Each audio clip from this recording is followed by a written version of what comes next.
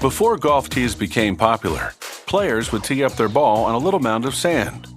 The first peg-style tees were invented more than a century ago, but they didn't really catch on until the 1920s, when one company marketed them aggressively, using professional golfers to promote them.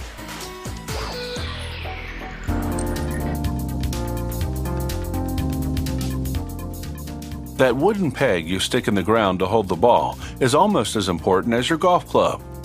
You use a tee on the first stroke of each hole to give your drive shot extra distance. At the sawmill, white birch logs are scaled at the small end. Just one 8-inch diameter log yields close to 3,000 golf tees. The logs go into what's called a step feeder. This conveyor transports them to a debarking machine, then a slasher saws the log into shorter lengths. The thumper roll, a roller with steel teeth, secures each log to a sharp chain.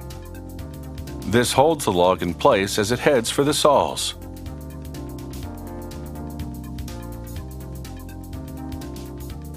Four saws work their magic, carving the 4.5-foot boards into shorter dowel boards, each measuring 18 inches.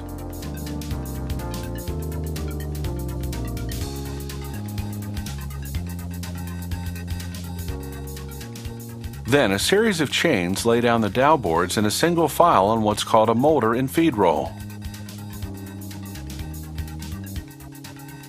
The molder's two rotating heads transform the rectangular board into round dowels.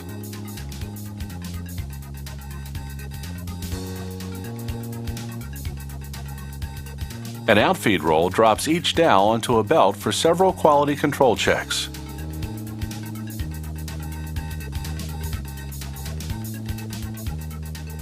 An inspector examines the dowels, removing defective pieces and setting aside dowels that need more cutting. A single inspector sorts close to 19,000 dowels per hour. They go into racks that hold 8,900 dowels each. Rack after rack now travels into a lathe.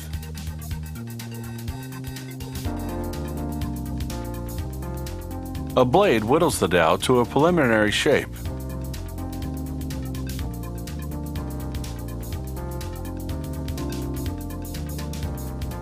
This tool, called a trumpet, moves over the dowel, sculpting the tee's final shape. A blade simultaneously slices the tee from the dowel and forms the cup.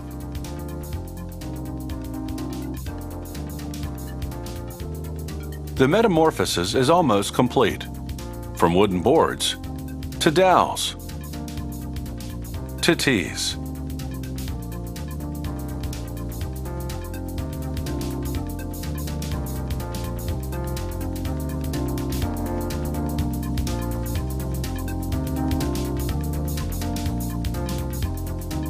Next, the tees go for a tumble in a sanding drum.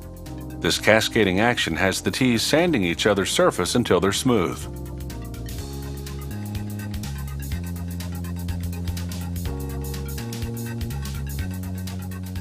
The slots on this machine separate the good tees from the bad ones and screen out the waste. Long nail-like bumps on the machine divide the tees so that only one drops down at a time. The tee fits through only if it's perfectly shaped. The rejects and wood shavings roll across the top and land elsewhere. The good tees land in a big bin called a tote.